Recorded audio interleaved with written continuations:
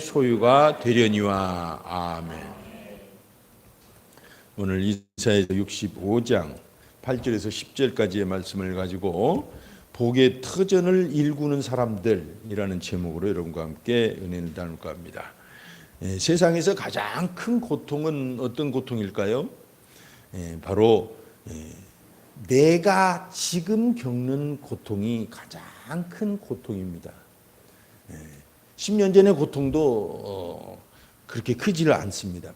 10년 후의 고통도 아니면 제3자의 같이 사는 가족들의 고통도 나의 고통만큼 크진 않아요. 그래서 아무도 나의 그 큰 고통을 그렇게 100% 알아줄 사람은 그렇게 많지가 않죠.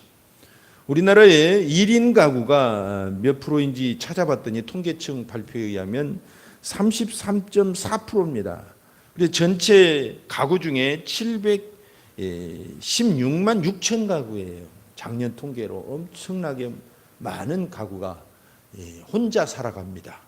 20년 전에 비하면 딱 2배가 늘었어요. 엄청난 숫자죠. 그리고 고독사, 혼자 아무도 모르게 돌아가시는 분들이 2021년도 기준, 작년 통계는 아직 안 나왔습니다. 3,378명. 그래서 하루에 10명 정도가 고독사를 당하고 있습니다. 이제 고독사의 대다수는 이제 5, 60대인데 혼자 사시는 1인 가구의 가장 많은 비율은 20대가 차지하더라고요. 29세 미만. 놀라워요. 그래서 정말 이 현대는 그렇지 않아도 익명사회, 군중 속의 고독이다 해서 여럿이 함께 살아도 힘들고 내 마음을 다 알아주지 못하고 고독한 그런 상황인데 이렇게 홀로 살아가시는 분들이 참 많구나라는 생각을 해봅니다. 그래서 내 속 마음을 누군가 100% 다 알아주는 사람이 그렇게 많지 않아요. 우리가 가족들끼리도 말 안 하면은 우리 속마음을 잘 모르잖아요. 그러니까 현대를 살아가는 모든 사람들이 내 속마음을 털어놓을 길이 없구나라는 생각을 많이 해봐요. 그래서 교회는 이런 마음들을 서로 털어놓고 함께 기도하면서 믿음과 마음을 굳세게 다져가는 곳이죠. 잠언 14장 10절을 보면 마음의 고통은 자기가 알고 마음의 즐거움은 타인이 참여하지 못하느니라 그러셨어요. 오죽하면 성경에도 그걸 인정하고 계시겠습니까? 내 기쁨, 내 고통, 이건 나밖에 모른다는 것입니다. 물론 가족들은 어느 정도 알죠. 그러나 본인의 고통과 힘든 것은 정말 100% 나밖에 알 길이 없다 그렇습니다. 그러다 보니까 내 인생을 아무도 몰라준다고 생각하니까 하나님을 바라볼 때도 그렇게 보려는 그런 습성도 있어요. 하나님은 내 사정 몰라. 나밖에 몰라. 하나님 입장을 좀 바꿔놓고 생각하세요. 그렇게 따지는 분도 계셔요. 그래서 이사야서 40장 27절을 보면 오늘 본문은 이사야 본문입니다. 이사야도 그 사실을 잘 알고 있었어요. 하나님의 마음을 가지고 야곱아 어찌하여 네가 말하며 이스라엘아 네가 이르기를 내 길은 여호와께 숨겨졌으며 내 송사는 내 하나님에게서 벗어난다 하느냐. 하나님도 모른다. 왜 그렇게 말하느냐 이거예요. 사람들은 모를 수 있습니다. 그런데 하나님도 나를 모를 것이다. 그렇게 생각하는 것은 큰 오해라는 것입니다. 히브리서에 보면 예수님께서는 우리를 체휼하시되 모든 걸 다 경험하셨다고 그랬어요. 우리 마음을 깊이 아신다고 그랬어요. 그래서 우리가 첫 번째로 알아야 될 사실이 있습니다. 그건 뭐냐면 하나님은 우리에게 나보다 더 큰 관심을 갖고 계신다는 걸 알아야 돼요. 우리가 복의 터전을 읽으려면 이걸 알지 못하면 정말 힘듭니다. 하나님이 야속할 때도 있어요. 여러분 우리가 농부들이 정말 우리가 예전에 보릿고개다 해서 춘궁기가 있었잖아요. 그때는 정말 물도 없고 먹을 것도 없어서 많이 굶었어요. 지금 많이 정말 굶는 사람이 없이 좋아진 세상이지만 그때는 아무리 배가 고파도 씨앗은 먹지 않습니다. 시보리, 씨나락 이런 것은 먹질 않아요. 다 왜? 이것이 희망이거든요. 오늘 굶어도 내일 먹을 수 있고 생존을 위해서 꼭 필요하기 때문에 이 씨앗은 애지중지하게 그렇게 보관을 합니다. 오늘 본문에도 보니까 이스라엘이 하나님을 떠나서 우상 숭배하고 그 비옥한 그 터전들이 다 황폐화되고 살 수 없는 그런 땅이 되어버립니다.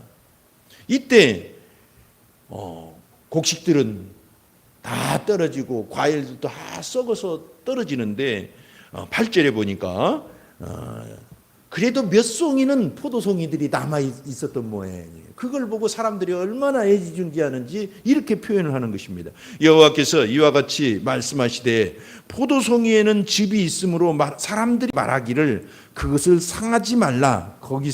거기 복이 있느니라 하나니 그랬어요. 하나님이 다 알고 계시잖아요. 이스라엘 사람들이 오죽하면 모든 게 다 땅에 떨어지고 썩고 뿌려도 나지 않고 왜? 하나님을 떠나고 나니까 인생이 그렇게 척박해진 것입니다.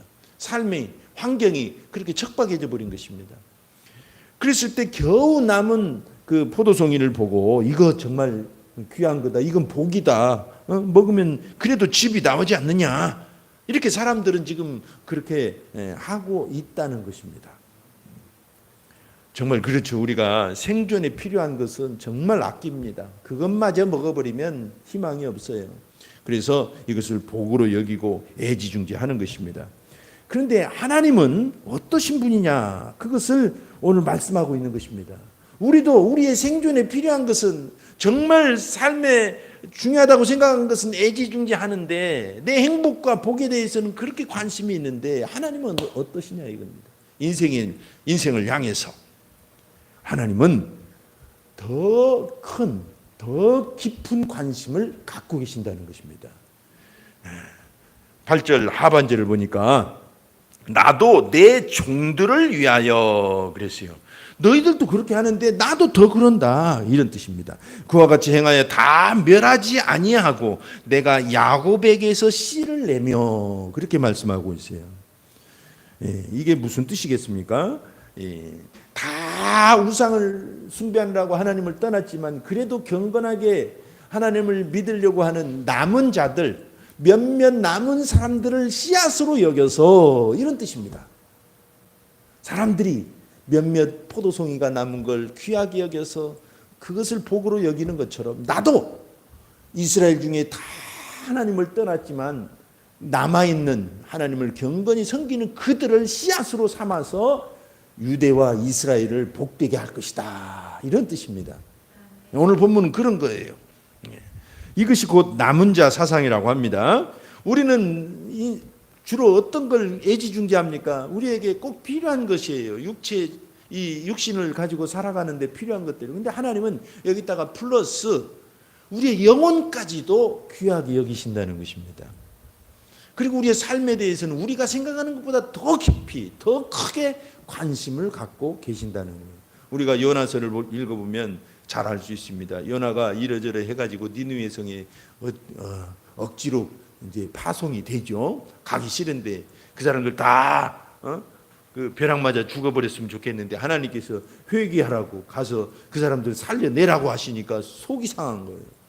하나님의 마음은 그게 아닌데 요나는 자기들 압제하는 민족이기 때문에 이스라엘 압제하는 민족이기 때문에 그러면 안 된다고 생각하고 그래서 엉뚱한 길로 가다가 호되게 고생하잖아요. 그래서 어쨌든 니느웨로 갔어요.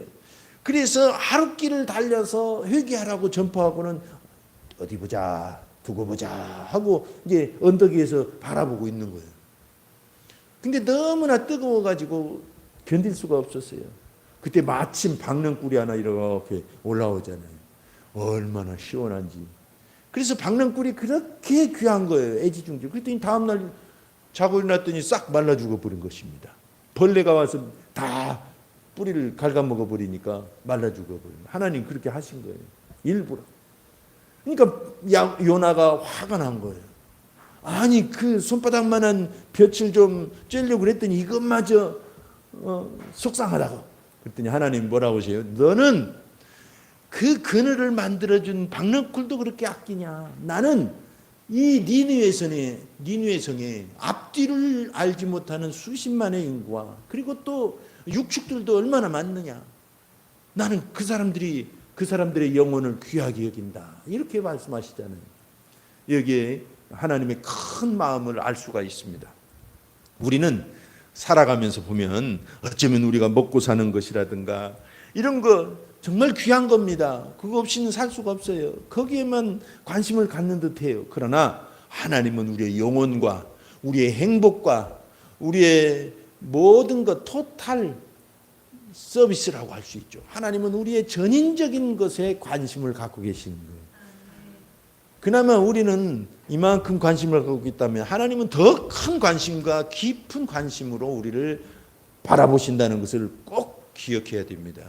이것이 믿음입니다, 여러분. 하나님은 나를 모를 거야. 그게 아니라 하나님은 나보다 나를 더 깊이 아실 거야. 내 문제에 나는 이렇게 속상한데 하나님은 더 속상하실 거야. 이렇게 생각하는 것이 믿음인 줄로 믿습니다. 그래서 성경을 보면 하나님께 와서 기대 이상으로 은혜를 받고 씨앗이 된 사람들이 많아요. 예를 들자면 사렙다 과부를 보세요. 그 사람은 이제 먹을 게 없어가지고 빵 하나 구워 먹고 아들과 죽으려고 그랬습니다. 기름 겨우 병에 가득 하나 남았어요. 근데 하나님은 그를 살려내시기로 작정하신 거예요. 그래서 이 사렙다 여인에게 엘리야를 보내셔서 가뭄이 끝날 때까지 기름과 밀가루가 그치지 않게 하십니다. 이 사건은 잘 아실 것입니다. 어떻게 가난의 영을 깨뜨리고 가난을 극복하고 두고두고 오는 세대가 이 사렙다 여인을 보고 재정을 돌파하고 극복했어요. 사렙다 여인은 그 축복의 씨앗이 된 것입니다. 많은 사람들에게 본이 된 것입니다. 할렐루야. 우리가 누가복음에 보면 둘째 아들 얘기가 나옵니다. 둘째 아들은 보면은 아버지의 재산을 막 미리 달라고, 상속할 게 있으면 미리 달라고, 꼭 미리 죽으란 얘기나 똑같잖아요. 상속 미리 받아가는 사람 없잖아요. 근데 받아가지고 외국으로 톡 깨버린 것입니다. 가서 허랑방탕하고 살아가는 거예요. 그러니까 그 많던 재산도 다 동이 나버리고 만 것입니다. 돈 있을 때는 사람들이 막 오빠 하고 쫓아다니고 그러더니 돈이 없으니까 아무도 자기를 알아주는 사람이 없어요. 먹을 것 배고파 꼬르륵 소리가 나도 아무도 먹을 걸 주는 사람이 없지. 그래서 어디로 갑니까? 돼지 치는 곳으로 축사에 가서 취직을 해요. 근데 거기서도 배부르게 먹지 못합니다.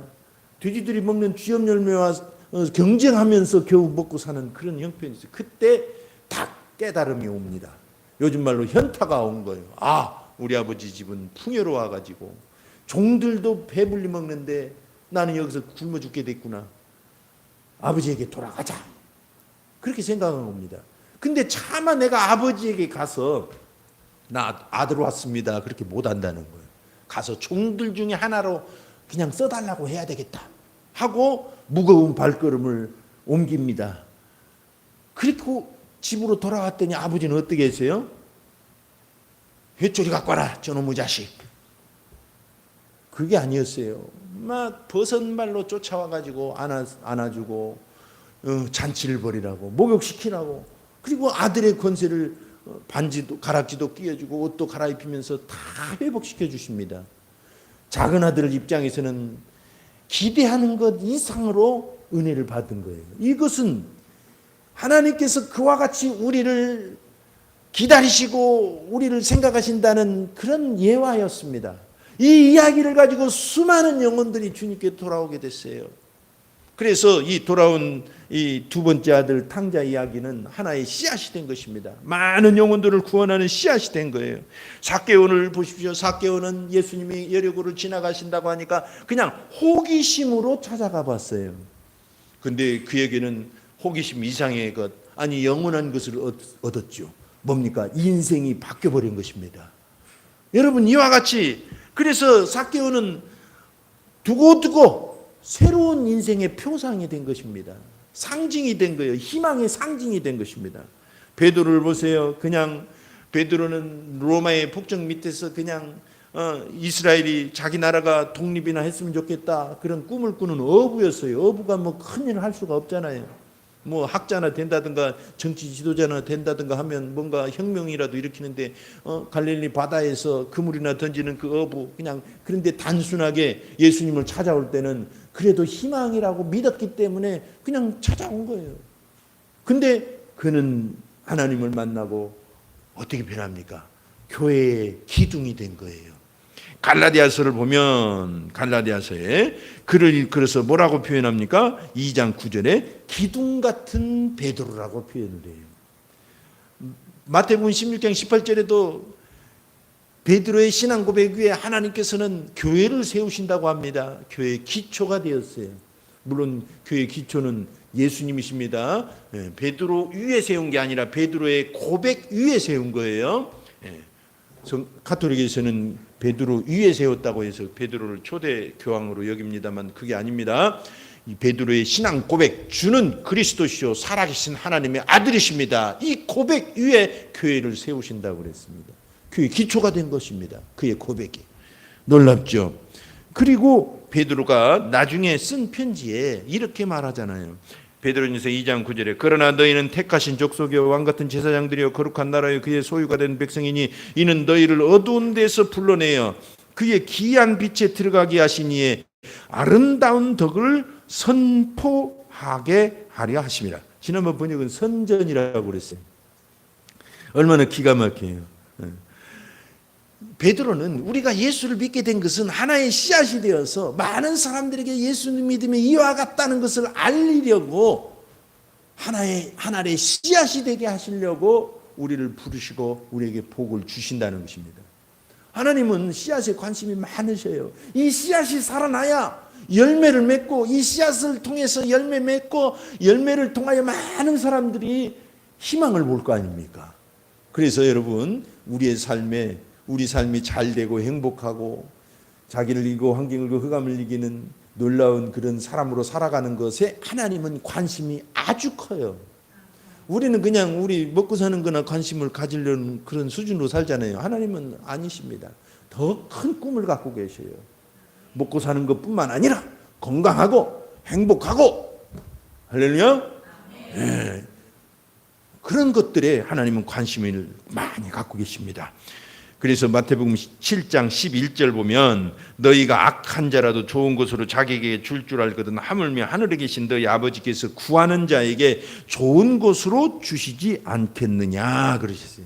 우리는 하나님께 구하면 더 좋은 것을 주신다는 것입니다. 왜? 우리는 하나님의 복의 씨앗이기 때문에 그래요. 네, 성도들은 씨앗처럼 여겨주십니다. 불신자에게 하나님은 그렇게 기대하지 않으십니다. 우리를 통해서 불신자들이 복을 얻기를 바라요. 그래서 여러분 세상이 바뀌기를 불신자들에게 기대하면 안 돼요. 불신자들이 뒤죽박죽 엉망진창 만들어 놓은 거 속은 상합니다. 그러나 그들이 변화되어서 잘 되길 기대하는 것은 성경적이지 못합니다. 바로 우리가 씨앗이 되어서 세상의 행복의 그런 모습들을 보여주는 것입니다. 자, 이렇게 하나님은 우리의 복에 관심이 크십니다. 우리보다 커요. 하나님은 큰 그림을 갖고 계세요. 근데 우리는 모든 복은 하나님께서 주관하신다고 믿죠. 생사화복은 다 하나님이 주관하십니다.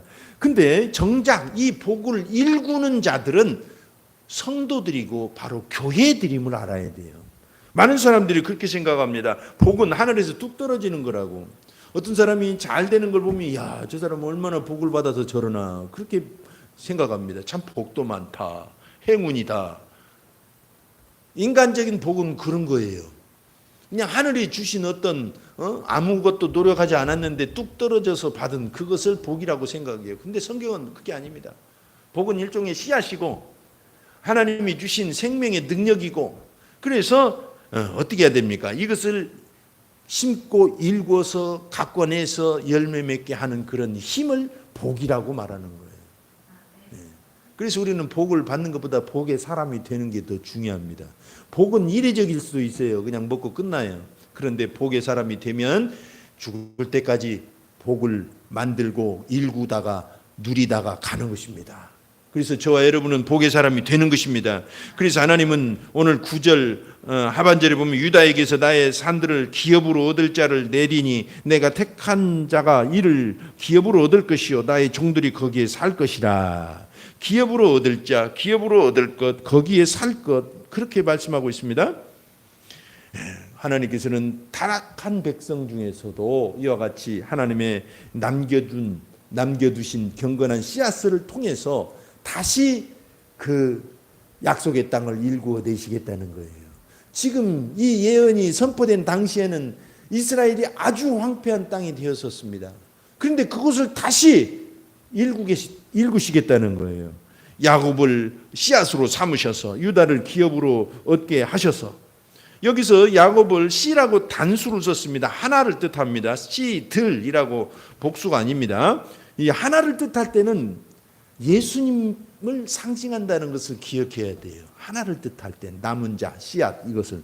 그래서 갈라디아서 3장 16절 이 약속들은 아브라함과 그 자손에게 말씀하신 것인데 여럿을 가리켜 그 자손들이라 하지 않으시고 오직 한 사람을 가리켜 네 자손이라 하셨으니 곧 그리스도라 그러셨어요. 그리고 이 유다도 기업을 얻을 자가 이 단수인데 이 택한 자라는 뜻은 단수로 쓸 수도 있고 복수로 쓸 수 있어요. 여러 사람이 함께 지칭되는 것이기도 합니다. 그러면 뭐예요? 이게 무슨 뜻이겠어요? 이걸 합쳐서 보면 머리 대신 예수님은 한 분이십니다. 근데 그 머리에 달려있는 지체들은 여러 가지잖아요. 손도 2개죠. 발도 2개죠. 눈도 2개죠. 그래서 복수예요. 여러 개예요. 그러니까 이것은 뭘 뜻하냐면 머리 대신 예수님 그리고 몸된 교회를 뜻하는 것입니다. 그리스도를 머리로 한 몸된 교회. 이 몸된 교회가 바로 약속의 땅을 일구는 주체가 된다는 것입니다. 여러분, 이 세상이 안 믿는 사람들에게 의해서 행복한 땅으로 되기를 기대하면 신망합니다. 그렇게 될 수도 있어요. 어느 정도 되긴 합니다만 그 주인공은 항상 역사를 보면 말이죠. 기독교, 하나님을 잘 섬겼던 사람들이 가는 곳마다 옥토를 일궈낸 것입니다. 덴마크는 달가스라고 하는 사람이 유럽이 황폐화됐을 때 많은 종교 개혁자들이 칼빈과 지풍글리와 루터와 미국은 개척 시대의 경건주의자들이 에드워드라든가 무디라든가 찰스 스펄전 영국과 미국 오가면서 그 척박한 토양들, 영적 토양을 가꿔내고 그 정신을 가꿔내고 드디어 선진국들이 되었잖아요. 우리나라도 여러분 새마을운동의 근저에는 뭐가 있는지 아십니까? 새마음운동, 김용기 장로님의 가나안 동군학교, 조영기 목사님의 새마음운동, 이게 박정희 대통령이 초청해서 조언을 구했을 때 그 제안한 것이 그거래잖아요. 듣자마자 김현옥 내무부 장관을 불러가지고 이급 당장 하라고. 이 기독교가 얼마나 이 새마을운동의 정신적 뿌리가 되었는지 모릅니다. 그래서 많은 사람들을 이스라엘과 덴마크로 정부가 막 파송하잖아요. 그것은 바로 하나님을 잘 믿는 백성들이 이미 일궈놓은 낙농업 이런 낙원과 같은 그런 땅을 보고 오게 한 것입니다. 굉장히 중요하죠. 여러분, 그래서 2000년 역사를 보면 교회가 가는 곳마다 물론 욕망을 가지고 가는 잘못된 사람들에 의해서 많이 파괴가 되기도 했지만 많은 곳이 척박한 곳이 황폐한 곳이 바로 옥토가 되어가는 역사를 일궈낸 것입니다. 그래서 오늘날도 여러분 우리는 예수를 믿으면 어떤 특별한 환경으로 우리를 옮기시는 분이 아닙니다. 내가 있는 바로 그곳이 약속의 땅을 믿고 그것을 천국으로 일고 가는 것입니다. 그 거칠고 지옥 같은 인간관계를 화평과 행복의 관계로 만들어냅니다. 직장이 그렇게 힘들고 어렵지만 이제는 드디어 그곳에서도 꽃을 피고 열매를 맺는 그런 영향력 있는 사람이 되어갑니다. 그래서 예수를 믿으면 우리가 있는 그곳을 약속의 땅, 가나안 땅으로 믿어야 되는 것입니다. 우리를 예수 믿으면 지구 반대편으로 저 어느 남태평양 어떤 이상향으로 우리 보내시는 게 아닙니다. 우리는 바로 내가 있는 바로 그곳에서 천국을 일구도록 하시는 것입니다. 그래서 여러분 이 복의 터전은 어디냐? 나의 일상입니다. 나의 현실이 바로 복의 터전이에요. 그곳이 바로 약속의 땅입니다. 그것이 하나님께서 보내신 자들, 곧 하나님을 잘 섬기는 사람들이 일궈내는 그런 가나안 땅인 것입니다. 할렐루야. 그렇습니다. 그런데 요즘 고민이 한 가지 생겨요. 뭐냐면 지금 대구에 보면 동성연애가 아주 퀴어 축제가 최근에도 있고 그래서 법으로도 곧 이제 제정이 되려고 그러고, 이거 유럽에서도 아주 발등을 찍고 후회하거든요. 전문가들이 한국에 와서 이거 막아야 된다고, 당신들 잘 살려면 기독교가 이걸 막아야 된다고. 미국도 그렇습니다. 아주 심각해요. 그리고 마약, 우리나라가 이제 마약 청정지구가 아니에요. 강남의 고등학생들에게까지 최근에 막 길거리에서도 마약을 구할 정도로 아주 쉬워졌어요. 정말 심각합니다. 정말 얼마나 이게 마약이 위험한 것인지 아시죠? 폐인이 돼버려요. 완전히 좀비가 돼버립니다. 그리고 또 범죄, 각종 범죄, 이런 세상 낙원 같지는 않은 것 같아요. 어떻게 읽어야 됩니까? 물론 기독교인들이 이것을 앞장서서 서명도 하고 가서 그 외치기도 해야 됩니다. 그런데 정말 효율적인 건 뭐냐면 바로 복음 전도를 통해서 많은 사람들이 주를 믿게 하는 것입니다. 바르게 믿게 하는 것입니다. 할렐루야. 그래서 지금도 국회 앞에 지금 가서 시위하자고 지금 막 공문이 오기도 하고 그럽니다. 근데 그것도 해야 돼요. 왜냐하면 법을 일단 막아야 되기 때문에. 법이 딱 세워지면 아주 그건 빼도 박도 못하게 되거든요. 그러니까 일단은 막아야 됩니다. 이상한 인권들 막 생겨가지고 이제 자식들 함부로 회초리도 못 들어요. 막 엄마 아빠 가서 경찰에 고발하고 막 그런 사례가 지금 막 생기고 있잖아요. 물론 학대하면 안 됩니다. 그런데 훈계를 못하게 돼 있어요. 이제 그렇게 자꾸 조례를 만들고 인권을 막 이상하게 만들고, 학교 선생님들 애 먹어요. 이제 갈수록.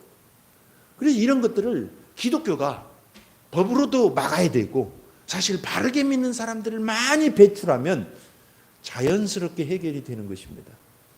우리는 이 땅이 완전히 천국이 될 것을 기대하지는 않습니다. 그러나 천국 갈 때까지 최대한 우리는 악한 것을 막아내고 천국처럼 일구다 가는 것이 우리가 해야 될 사명인 것입니다.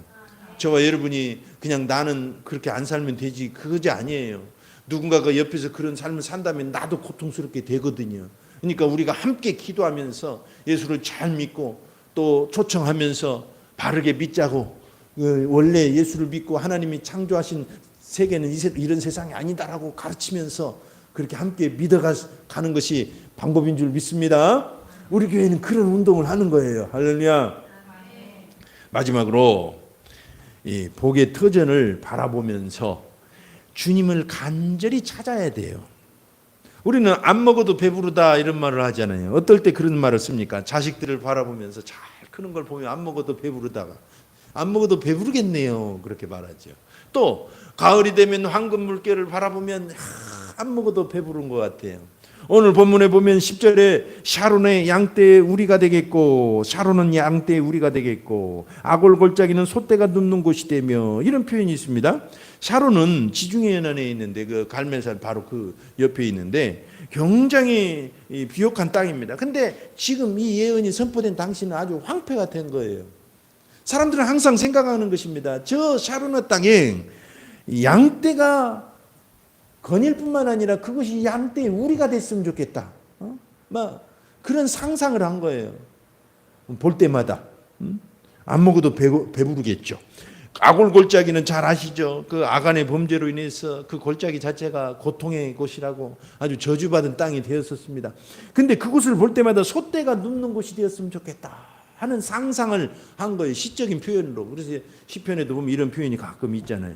그래서 이게 그들의 간절한 소망인 것입니다. 여러분, 이게 꿈이잖아요. 아브라함에게도 동서남북을 바라보라 하셨잖아요. 꿈과 비전을 이루는 비결은 그곳을 자꾸 바라보는 것입니다. 그래서 이렇게 아골골짜기를 바라보고 샤론 평안을 바라보면서 풍요로움을 바라보는 게 맞아요. 근데 그걸로 끝나면 안 된다는 것입니다. 우리는 소원을 바라보고 열심히 살아가지만 한 가지 잊어서는 안 되는 게 있습니다. 그 소원을 이루고 정말 하나님의 뜻을 이루고 내 삶을 승리로 이끌려면 반드시 해야 될 것은 주님을 간절히 찾아라라는 것입니다. 주님을 찾지 않는 사람들은 그냥 일반적인 바라봄의 법칙을 사용할 뿐이에요. 불신자들도 바라봄의 법칙을 사용해서 많이 성공하잖아요.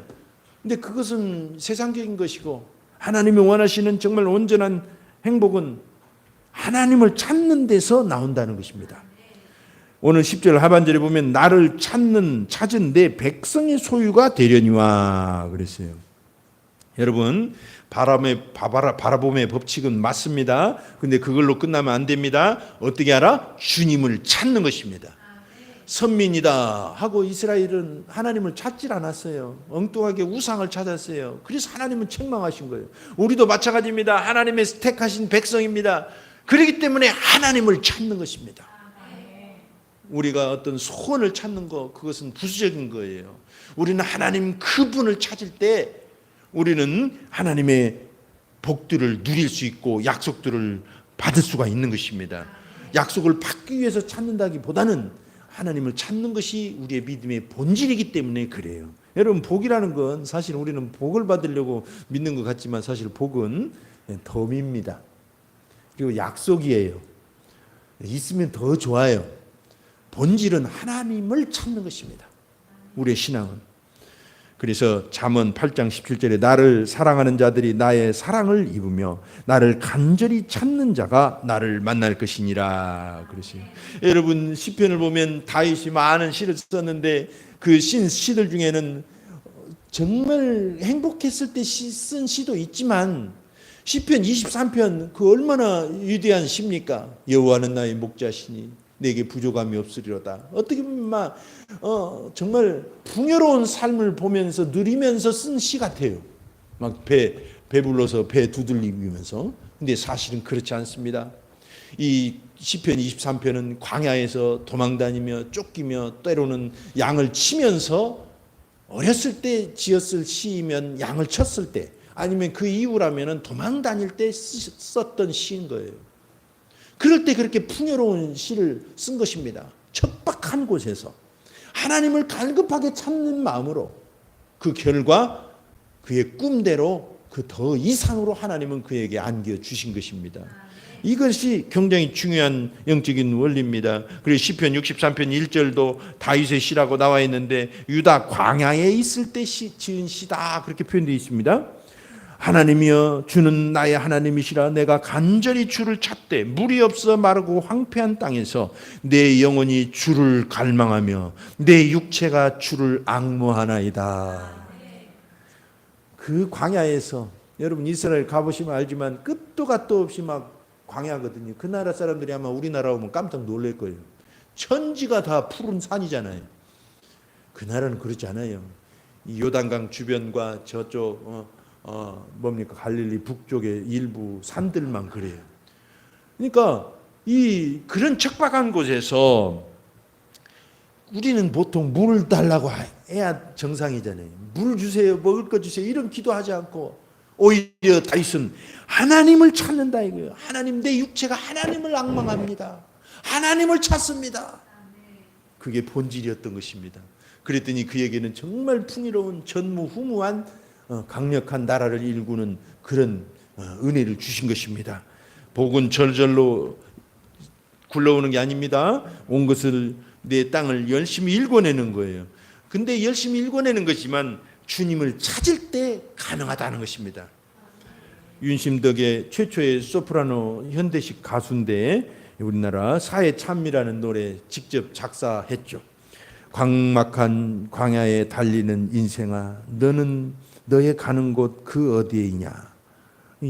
그 정말 절망적인 그런 노래였어요. 그때 일제시대이기 때문에 그렇죠. 현실은 굉장히 암담함입니다. 근데 사실 인생은 이와 같이 광야와 같아요. 그러나 우리는 예수 안에 있다는 것을 기억해야 됩니다. 현실은 맞습니다. 광야와 같아요. 정글과 같아요. 약육강생이 그렇게 벌어지는 정글과 같습니다. 그렇지만 우리는 예수 안에서 감사하게도 하나님은 우리보다 더 복에 관심이 많으시다는 걸 믿고 그리고 열심히 믿음을 가지고 땅을 일궈내는 것입니다. 내 삶을 일궈내는 것입니다. 교회가 이 세상의 행복의 씨앗이에요. 저와 여러분이 행복의 씨앗입니다. 그렇기 때문에 우리는 날마다 복의 터전을 바라보면서 주님을 찾고 드디어는 우리가 복의 터전을 일구어내는 사람이라고 증명이 됩시다. 이 시간 합심해서 한번 기도하겠습니다. 여러분, 세상은 혼자 살아가는 것 같습니다. 군중 속의 고독이라는 말처럼 혼자 살아가는 분이 3분의 1이나 되지만 사실 같이 살아도 정말 우리 깊은 속마음은 오직 하나님이 다 알고 계십니다. 나보다 더 깊이 알고 계시고 나보다 더 풍성한 것을 계획하고 계십니다. 그래서 이 시간 기도할 때 하나님, 그 하나님의 꿈을 보게 하여 주시옵소서. 주님을 인정합니다. 내 삶의 현장을 읽을 사람은 바로 나임을 믿습니다. 누가 내 삶을 읽어주지 않고 우리는 저 지구 반대편에 가서 읽는 것도 아니고 내가 살아가는 이곳이 바로 천국을 읽을 곳임을 믿습니다. 그래서 주님을 바라봅니다 하고 기도합시다. 하나님 아버지의 감사합니다.